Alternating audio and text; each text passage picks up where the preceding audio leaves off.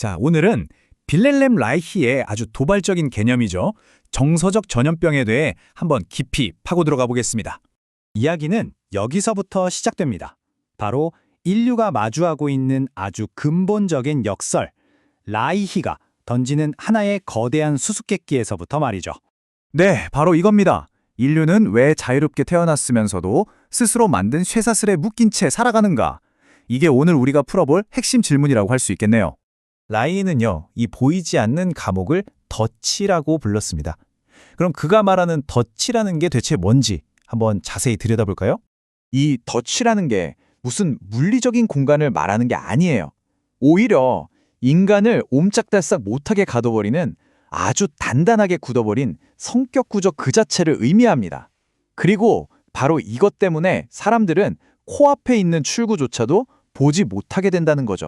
아니, 그럼 출구는 대체 뭘까요? 그 해답은요, 바로 우리가 잃어버렸던 그 자연스러운 생명력, 다시 말해 사랑과 성적 에너지를 되찾는 데 있다고 합니다.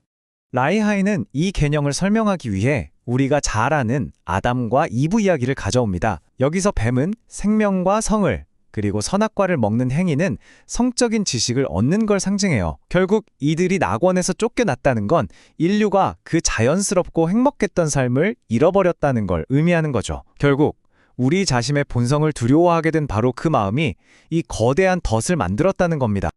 그래서 그는 이렇게까지 말합니다. 우리가 아는 정치나 종교 같은 사회 제도들 있죠.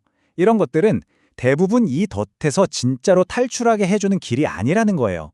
오히려 그냥 그 덫 안에서의 삶을 그럭저럭 관리하고 꾸미는 장식품에 불과하다고 아주 신랄하게 비판하죠. 자, 그럼 이 덫은 대체 왜 계속 유지되는 걸까요? 그 메커니즘은 뭘까요? 라이히는 바로 그것을 정서적 전염병이라고 부릅니다. 이 전염병이 어떻게 작동하는지 보여주는 아주 강력한 실제 사례가 있습니다. 바로 조르다노 브루노와 그를 배신한 모체니고의 이야기인데요.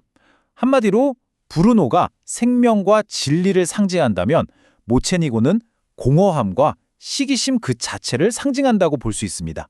그러니까 우주를 이해한 위대한 학자와 타인의 생명력을 병적으로 질투한 한 인간의 극명한 대립인 셈이죠. 모체니고의 배신 과정을 보면 정말 소름 돋을 정도로 단순합니다. 첫 번째, 일단 지식을 원하는 척하면서 브루노를 자기 집으로 끌어들입니다. 두 번째, 그리고는 그를 곧바로 종교재판소에 넘겨버리죠. 마지막으로 브루노는 자기가 발견한 그 위대한 진실 때문에 결국 화형대에서 생을 마감하게 됩니다. 이게 바로 정서적 전염병의 실체입니다. 라이의 말에 빌리자면 병든 인간들은 생명력이 넘치고 진실을 말하는 사람을 보면 참을 수 없는 질투와 증오를 느낀다는 거죠. 다시 말해 이 전염병은 생명 에너지가 텅 비어버린 데서 생겨나는 아주 파괴적인 힘이라는 겁니다. 근데 여기서 정말 중요한 포인트가 있어요. 라이히는 이 전염병이 무슨 역사 속에 특별한 악당에게만 있는 게 아니라고 봤다는 겁니다. 오히려 우리 주변의 평범한 이웃, 내면이 텅 비고 생명력이 없는 그런 사람에게서도 얼마든지 발견될 수 있다고 경고합니다. 자, 그렇다면 이 정서적 전염병은 왜 사람들이 진실을 똑바로 쳐다보지 못하게 만드는 걸까요? 그 이유를 한번 파헤쳐보죠. 이걸 이해하려면 먼저 라이히가 말하는 진실이 뭔지 알아야 합니다. 그에게 진실이란 우리가 생각하는 그런 추상적인 도덕 규칙 같은 게 아니에요.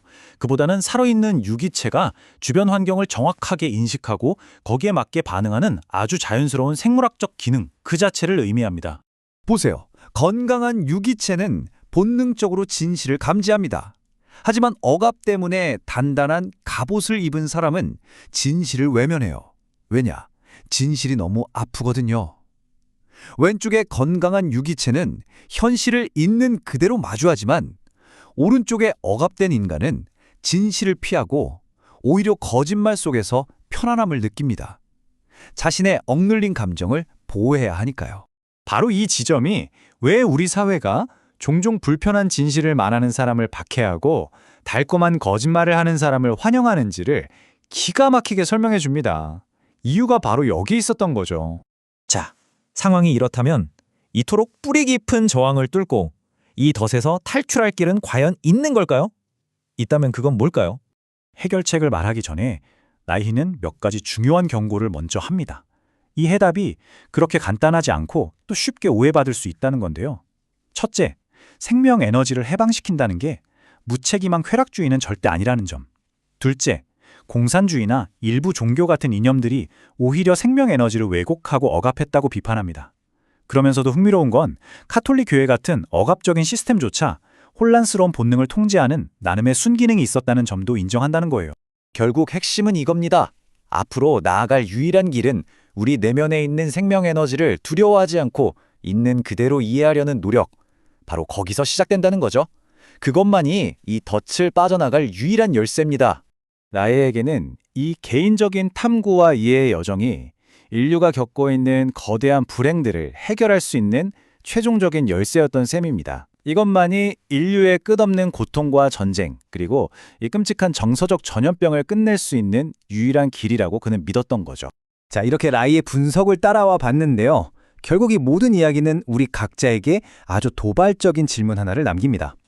지금 당신을 가두고 있는 그 덫은 무엇인가요? 그리고 그 출구는 어디에 있다고 생각하십니까?